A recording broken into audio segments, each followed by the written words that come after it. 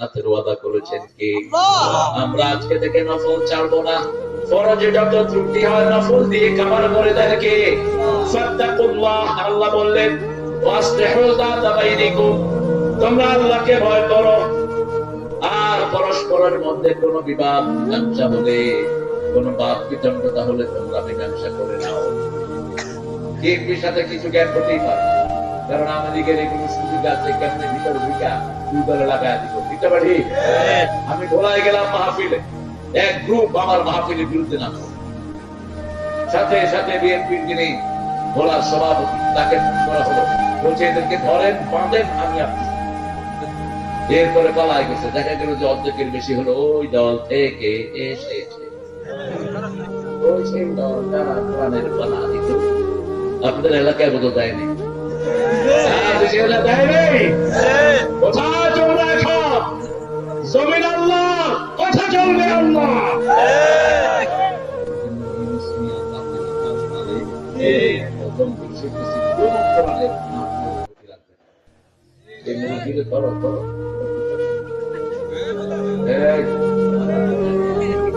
কোথায় যাচ্ছেন ভাই? পেশাব এখানেই করেন, কোন সমস্যা নেই। হাদিসে আসছে রাসূলের ওয়াজ শুনতে শুনতে এক সাহাবী কি করছে? মসজিদে কি করছে?